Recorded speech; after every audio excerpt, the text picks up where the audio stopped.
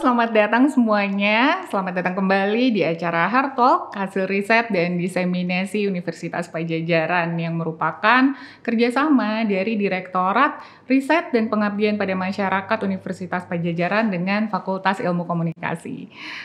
Saya Vila Nur Fadila hari ini akan memandu jalannya program kita ini yang akan membahas riset-riset dari dosen-dosen di Unpad mengenai tema-tema yang tentu saja menarik. Nah, teman-teman, mungkin teman-teman mengingat beberapa tahun lalu itu sempat ada fenomena mengenai ujaran kebencian nih di berbagai sosial media ya gitu yang lumayan membuat kita khawatir sebenarnya ya. Kebetulan di episode kita kali ini sudah hadir bersama kita Profesor Dr. Suwandi Sumartias. Selamat datang, Prof. Selamat datang. Oke. Terima kasih. Iya. Prof, sebelum kita masuk ke membahas tema kita hari ini, mungkin boleh diperkenalkan terlebih dahulu, Prof.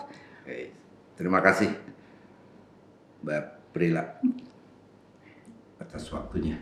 Dan saya sendiri Suwandi Sumartias, panggilannya Wandi saja. Saya dosen ilmu komunikasi dan hampir 38 tahun memegang mata kuliah komunikasi politik. Dan tentu di bawah Departemen Komunikasi dan Informasi. Itu saja. Oke, terima kasih Prof. Prof Andi, kita kan baru melewati fase pemilu ya Prof ya kemarin-kemarin. Mungkin berbeda dengan pemilu sebelumnya yang cenderung ramai gitu ya Prof mengenai fenomena cebong dan kadrun, betul ya Prof ya? Iya. Ya, sebenarnya boleh dong Prof dijelaskan lebih lanjut mengenai istilah cebong dan kadrun di dalam konteks politik di Indonesia? Ya, itu hanya sebagai sebuah strategi komunikasi yang cenderung ke propaganda negatif ya, dan itu sangat berbahaya dari segi aspek sara khususnya. Dan ini konflik narasi kebencian di media sosial khususnya Twitter menjadi bukti bahwa jejak digital ini sangat penting ya, dan itu akan di-refresh kembali, dan itu sempat menguat dan masif begitu ya di saat 2015, di mana istilah cebong itu tatkala Presiden Jokowi ya di Bogor melepas kodok ya di kolam itu ikannya, dan itu menjadi muatan istilah cebong ini ya bagi teman-teman kita yang anti Jokowi, disebut cebong begitu ya oleh teman-teman kita yang berseberangan berbeda paham politiknya atau ideologi ya. Di kelompok kadal gurun disebut dengan kadrun ya singkatan. Ini menjadi narasi yang kebencian, hate speech yang luar biasa masif, dan ini menjadi fenomena di Indonesia. Dan tentu salah satunya Twitter yang sekarang menjadi X ya, dan itu menguat dan memblok, seolah-olah terjadi blok antara cebong dan kadrun ya. Dan itu merepresentasikan betapa keyakinan atau loyalis ini dari kedua pihak ini seolah-olah menihilkan aspek nalar dan nurani begitu. Yang penting lawan politiknya menjadi musuh ya dengan narasi itu. Oke Prof, awalnya nih Prof, gimana sih sampai pada akhirnya Prof Andi memutuskan untuk meneliti fenomena ujaran kebencian ini? Dari mana Prof? Karena ya tadi media sosial menjadi media yang relatif ampuh ya, dan itu menguat di mana ekspresi bebas para netizen khusus dan dimanfaatkan oleh para buzzer ya. Buzzer mungkin lebih ke agak negatif ya, karena ada unsur pesanan begitu, beda dengan influencer ya. Buzzer politik cenderung lebih menjadi loyalis salah satu pihak yang berbeda, dan ini menjadi sebuah komoditas yang saya pikir dari aspek bisnis ya mungkin ya menguntungkan, tapi dari aspek idealisme politik, membangun pendidikan politik saya pikir tidak ya. Dan itu berbahaya bagi para netizen yang kurang literasi digitalnya begitu, dan itu menjadi hal yang berbahaya. Potensi konflik luar biasa itu. Narasi kebencian ini. Dan itu sejak 2015. Ya, sejak pilkada, pilgub Jabar, kemudian pilpres ya. Dan itu menguat ya. Sedemikian rupa kelompok ini ya, walaupun mungkin kekalahan ada di pihak kadrun ya ini. Jadi pertarungan itu berdampak pada, apalagi setelah kalah ya. Setelah kalah kemudian di-repress kembali ya narasi ini. Mungkin kalau sekarang di 2024 kemarin itu agak melemah ya, tidak seruncing sebelumnya ya. Ini berkaitan, tapi para buzzer tetap hadir dengan model-model yang lain. Baik, Prof. Lalu kenapa Twitter, Prof? X? Kenapa yang dipilih medsos ini? Selain mungkin kan sebenarnya ada Facebook, ya Instagram gitu. Dulu saya pikir Twitter atau X ya, dulu serius media sosial ini ya, dibandingkan media yang lainnya. Termasuk Instagram. Instagram kan terlalu padat bisnis dulu ya, iklan, kemudian TikTok, TikToker gitu ya. Lebih banyak nuansa-nuansa yang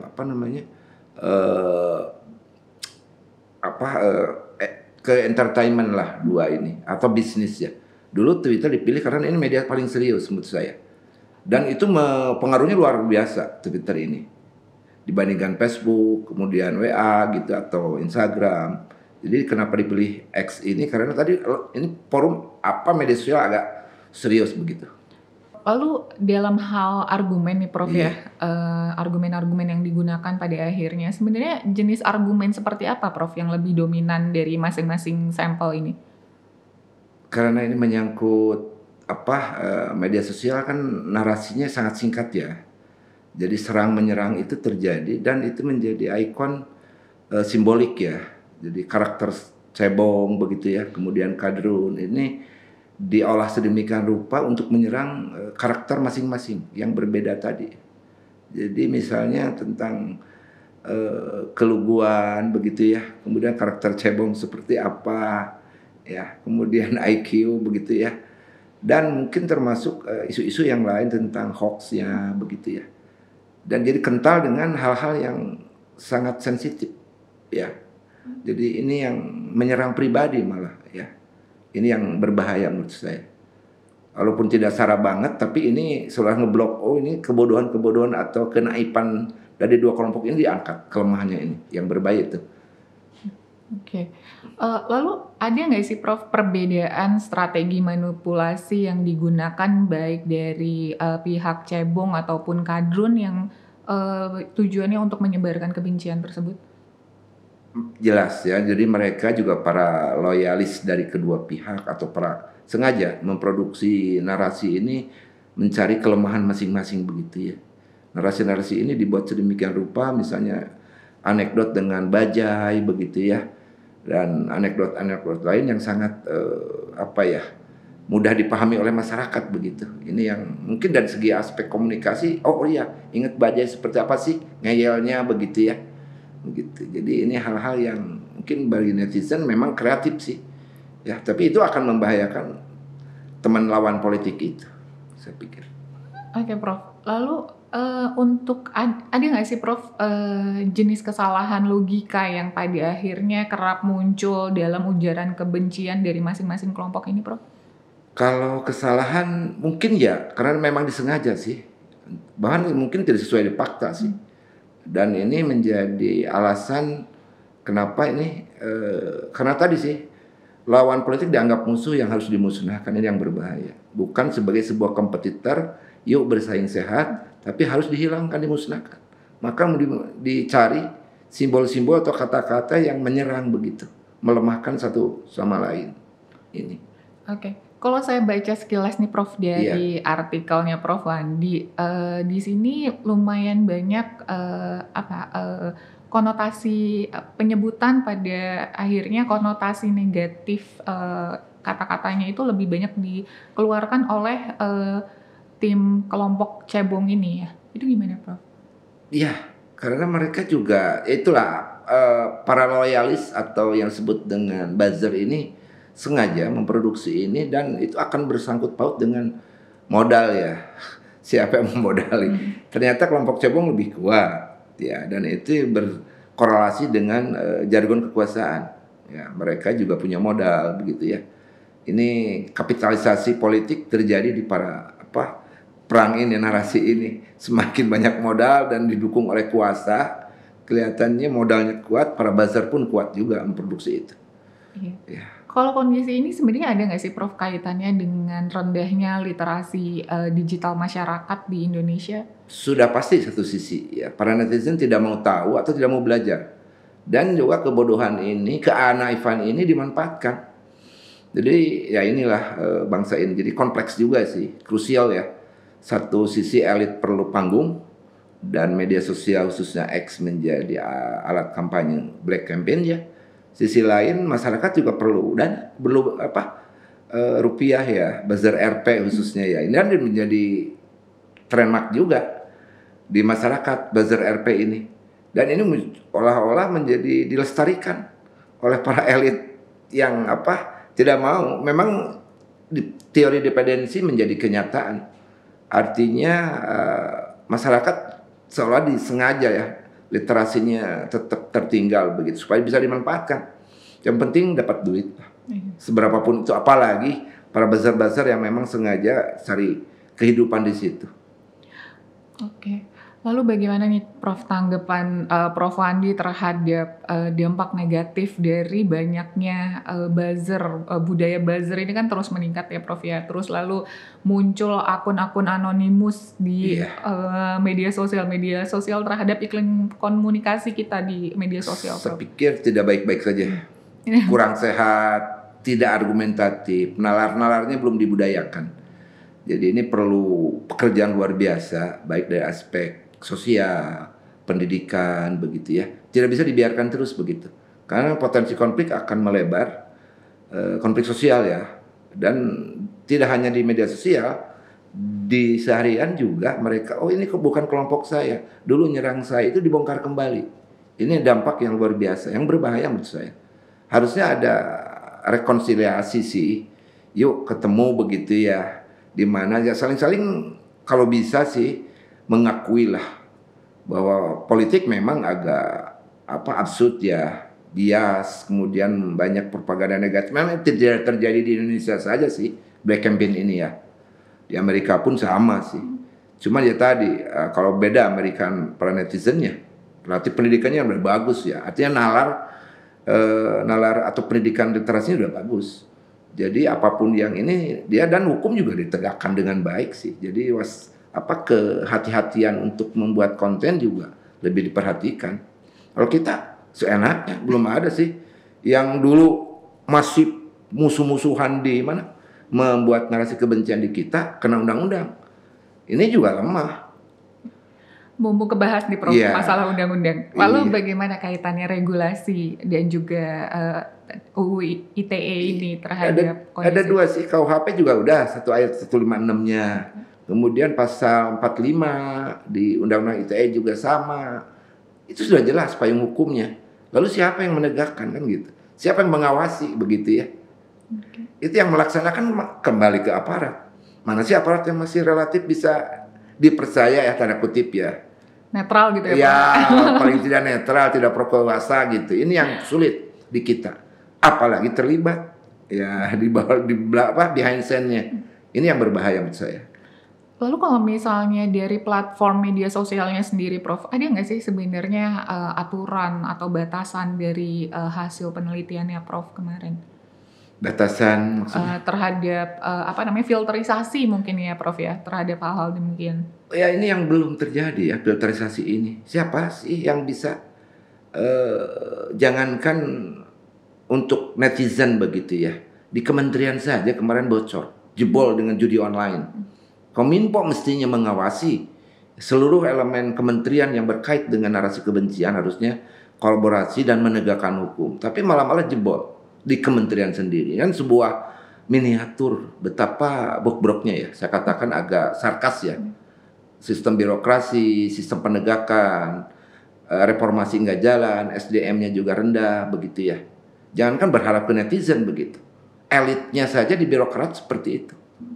Ya, ini kan saya masih ya harus dibangun optimis, tapi loh kenyataan makin terbongkar begitu. Ya. Oke. Ada nggak sih Prof pola tertentu dari apa yang Prof lihat gitu fenomena ini, baik itu dari penggunaan hashtag yang digunakan dari masing-masing kelompok mungkin Prof? Ya, karena buzzer politik ya itu kan ada yang kelompok memproduksi secara apa design by design. Ini penting juga. Dan memang mereka menjadi loyalis sekaligus hater begitu, sengaja memproduksi konten narasi kebencian ini. Strateginya jelas mereka hitung juga sih. Beda dengan perorangan. Tidak terencana, kalau ini udah terencana sih. Ya. Oke. Kan ya di Indonesia atau sebenarnya di dunia ya Prof ya, apa namanya, fenomena influencer juga Iya. pada akhirnya turut berperan sepertinya ya Prof, ataupun juga tokoh-tokoh publik gitu. Lalu bagaimana sudut pandang Prof Wandi terhadap peran influencer ini ataupun tokoh publik ini mempengaruhi persepsi publik Prof terhadap ujaran kebencian di media sosial? Tergantung influencernya. Apakah berasal dari akademisi Ah, atau artis, selebriti gitu ya. Kemudian masuk menjadi influencer sangat kuat pengaruhnya. Ini kan budaya politik kita masih ya, mungkin tidak hanya di Indonesia ya. Patrilineal itu kuat di beberapa negara. Kita masih patrilineal. Apalagi jargon kekuasaannya dibangun bahwa oh ini karena sudah kaya, kemudian jadi apa public figure begitu ya, dimanfaatkan oleh para politisi. Ini sangat-sangat saya pikir bisa menguntungkan. Sisi lain ya. Sisi lain ya tadi pragmatisasi politik menjadi akan berlanjut terus gitu. Dan itu dimanfaatkan oleh para elit politik untuk meraih suara ya dengan para influencer ini. Influencer mungkin masih tanda kutip ya, beda dengan buzzer ya. Influencer non ya artinya tidak non profit lah buat dia, tapi membantu gitu. Untungnya ya tadi kolaborasi di sisi lain. Apalagi influencernya yang sudah punya modal ya atau public figure ya, itu bisa meraup suara yang luar biasa. Ya keuntungan bagi influencer barangkali kerjasama bisnis, keamanan bisnis ya ke depannya. Ya memang tarik ulur pragmatis atau transaksionalnya lebih kuat sih. Ya. gitu.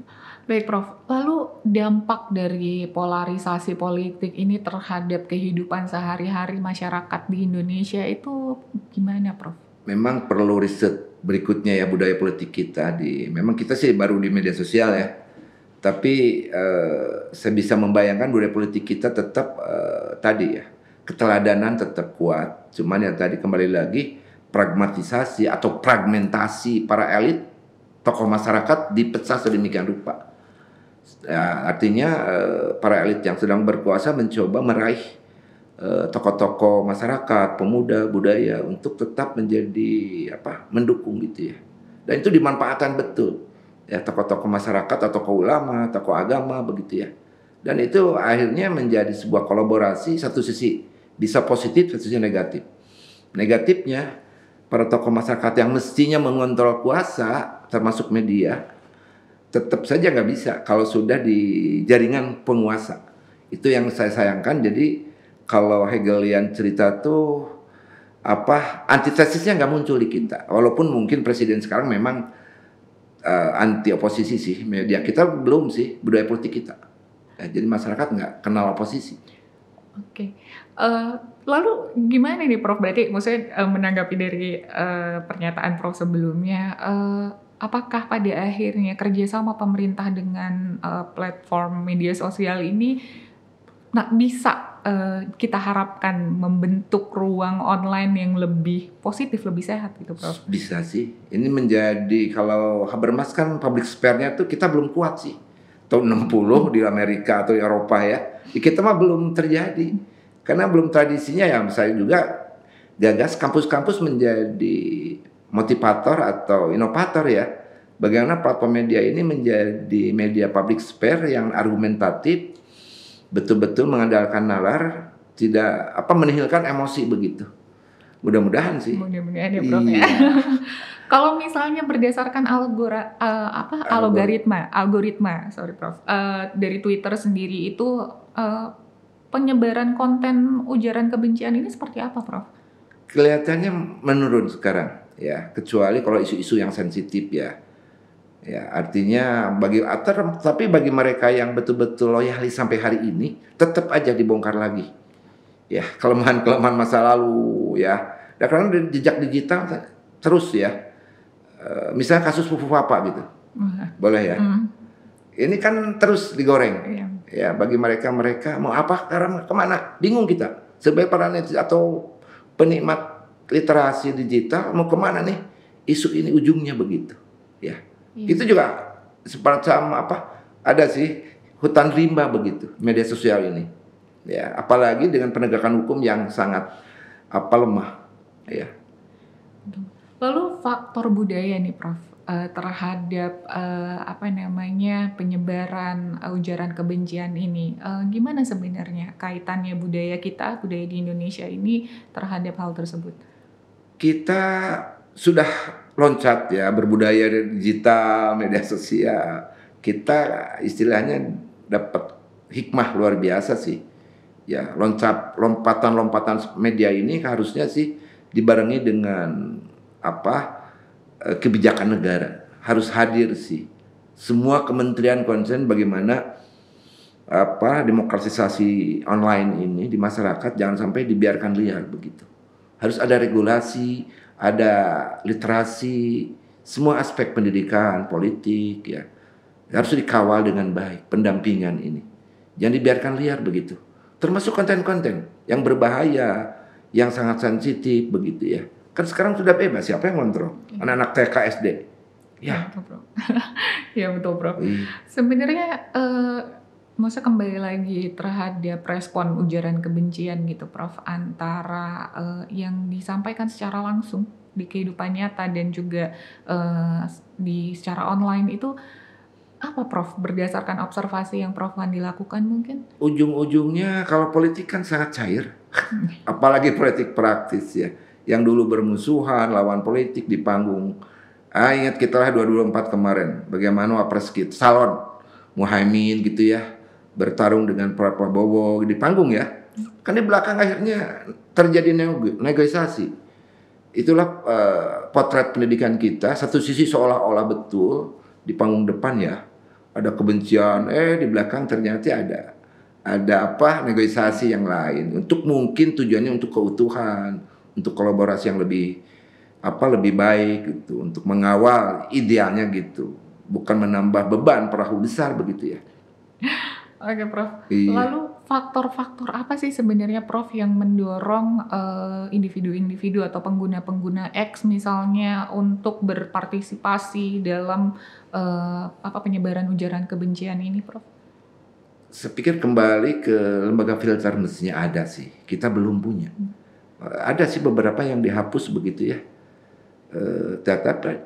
Kembali ke kalau kita mengandalkan pendidikan literasi di jalan netizen ya kita tetap optimis jalankan, tapi lembaga filterisasi penting ya untuk mengontrol konten-konten yang berbau sara terutama yang saat ini penting menurut saya.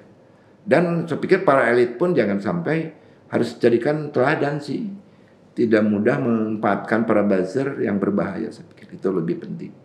Oke. Tadi kan kesebut lagi ya, Prof, mengenai literasi digital, pentingnya literasi digital. Gimana sih sebenarnya proses pada akhirnya peran literasi digital ini bisa mengurangi dampak dari baik itu hoax ataupun ujaran kebencian, Prof? Ya, kalau di media mainstream kan jelas ada respon hoax ini begitu ya cepat. Kalau netizen bingung, nggak tahu. Netizen kan tergantung kembali lagi sebuah masyarakat kan kembali ke aspek kepentingan pribadi ya, sesuai dengan kepentingan unsur masalah politik kan belum tentu semua sih, tapi kembali lagi filterisasi ajas kepentingan informasi yang berkaitan, semakin dia berkaitan dengan dirinya maka dia akan elaborasi ya. Lalu kebijakan, kita kembali masalah regulasi dan kebijakan media sosial, misalnya X gitu ya, ada yang mereka kan mulai membuka tuh laporan dari pengguna untuk menghapus, itu gimana menurut Prof Wandi? Ya, yang bisa menghapus kan bagi orang-orang tertentu sih, yang punya akses loh. Iya, kalau masyarakat bingung, ya akhirnya ditutup oleh sesuatu yang lembaga itu, ya. Ini kembali lagi ke depan mudah-mudahan bukan hanya karena itu berkaitan dengan hak asasi. Cuman ya tadi, apakah tuntutan masalah regulasi ini untuk menutup akun-akun tertentu yang berbahaya, kalau dalam bentuk lembaga mungkin bisa menjadi masalah. Ya, ini bisa apa istilahnya kata komplain dah. Ya, bentuk. Karena serba salah ya Prof. Dihapus sepihak itu ada masalah HAM ya Prof. Tapi kalau misalnya tidak dihapus sebenarnya cukup membahayakan gitu. Lalu apakah fenomena kebencian, ujaran kebencian di media sosial ini sebenarnya memiliki dampak dalam proses demokrasi di Indonesia Prof? Untuk selama ini masih kuat ya, powerful mungkin ya. Dulu kan media mainstream, sekarang bergeser ke media networking ya, khususnya di media-media sosial. Saya pikir masih powerful lah ke depan sih. Selama realitas politik kita masih 10 tahun mungkin ya masih gunjang-ganjing sih. Transisionalnya lebih kuat demokrasi kita. Apalagi demokrasi online belum paham betul ya. Selama pendidikan politik kita juga masih rendah elit-elitnya. Oke. Kalau misalnya berdasarkan observasi dari proses pemilu terakhir ini Prof, ada nggak sih perubahan dalam intensitas ujaran kebencian terkait politik menjelang pemilu kemarin? Ya, alhamdulillah ya. Jadi perubahan narasi kebencian lebih berkurang dibandingkan ini. Kemarin juga lebih cair lah, lebih educated begitu ya kampanyenya, ya lebih elegan lah. Walaupun tetap ada sih narasinya, tapi tidak semasif sebelumnya lah. Ya tetap ya, tapi yang namanya realitas politik ya selalu di mapping dengan siapa kolaborasinya ya. Oke. Kalau misalnya peran media Prof, apakah pada akhirnya media sosial ataupun juga mungkin tambahannya media mainstream, media-media yang ada ini, apakah sebenarnya mereka pada akhirnya bisa mengurangi intensitas dari ujaran kebencian itu Prof? Bisa ya. Dengan cara tadi ya, untuk banyak cara sih sebetulnya. Kalau beberapa media networking ya yang besar-besar kan, dengan terlepas dari kan ada native advertising ya, jadi mungkin ya muatan bisnis tetap, tapi ya mengurangi intensitas emosi para netizen ini dengan informasi-informasi yang lebih positif ya. Oke. Lalu ada nggak sih Prof, muncul nggak kelompok-kelompok tertentu yang pada akhirnya memunculkan inisiatif tertentu gitu ya di masyarakat agar lebih aktif melawan hoax ataupun ujaran kebencian Prof? Selama ini sih ada komunitas-komunitas tertentu saja sebetulnya, itu lebih efektif sih. Kembali lagi ke keluarga, kemudian guru begitu ya. Ini udah mulai sih ada pendampingan teman-teman kita juga, para mahasiswa begitu ya. Perlu relawan-relawan baru yang lebih punya komitmen membantu saja. Sebetulnya syukur-syukur sih negara hadir, yuk sama-sama dengan lembaga formal pendidikan misalnya, untuk ada momen atau kegiatan yang khusus media literasi. Lalu dari penelitiannya Prof Wandi nih, apakah Prof melihat adanya upaya dari masyarakat untuk mendukung toleransi dan keberagaman di media sosial Prof, terutama terkait politik ini Prof? Belum sih, kelihatannya belum ada. Belum ada. Kecuali ya tadi rumah-rumah pemenangan saja.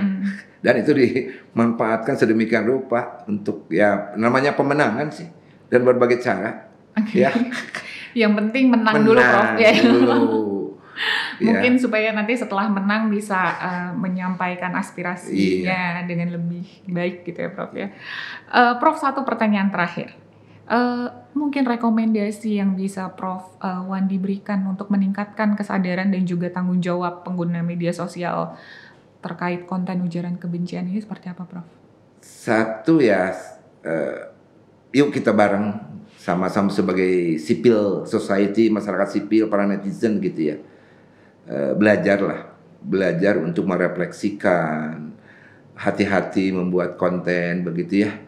Itu menjadi penting sih. Jadi kita kehimbauannya ke individu sih. Syukur-syukur hadir negara dengan kementerian yang bertanggung jawab lebih optimal menegakkan peraturannya begitu ya. Penegakan hukum menjadi penting Karena negara tidak ada penegakan hukum yang profesional, itu menjadi amburadul. Semua negara, kalau payung hukumnya nggak jelas, nggak ditegakkan, apapun yang terjadi akan terjadi konflik. Ini yang berbahaya menurut saya. Jadi NKRI itu acak kadut, ya, acak-acakan gitu ya. Apalagi kedaulatan, rasa kebanggaan, itu banyak ukurannya, termasuk di media sosial. Ya, yang mengukur, oh saya tuh bangga jadi NKRI. Di mana bangganya? Ya, harga mahal gitu kan. Terjadi gap yang luar biasa, media sosial dimanfaatkan oleh para buzzer begitu ya, para elit politik. Ini kan menjadi sebuah realitas. Gitu, ya, Maka penting hadir negara dalam setiap segmen. Baik dari regulasi mungkin ya Prof ya, dari harus ditegakkan semua elemen kebangsaan ini. Oke. Baik Prof Andi, terima kasih banyak. Sama-sama. Prof. Sayangnya waktu kita terbatas. Iya. Terima kasih kembali. Oke, iya. Teman-teman, itu tadi perbincangan kita dengan Prof Andi dari kebetulan satu fakultas dengan saya di Fakultas Ilmu Komunikasi, dan kita jadi mungkin lebih memahami betapa kompleksnya sebenarnya ujaran kebencian dan juga faktor-faktor yang mempengaruhi, baik itu dari regulasi yang ada, kemudian dari budaya gitu, dari peran media sosialnya, dan ya kondisi literasi digital kita yang memang cenderung masih lemah gitu ya teman-teman. Ya mungkin ini bisa jadi gambaran ya Prof ya untuk riset-riset berikutnya ya Prof, karena lumayan banyak pasti yang bisa kita angkat dari sini. Baik teman-teman, terima kasih banyak sudah menyaksikan episode Hard Talk kali ini. Sampai jumpa di episode selanjutnya. Saya Villa Nur Fadila undur diri. Terima kasih juga kepada Prof Andi, dan salam sehat selalu.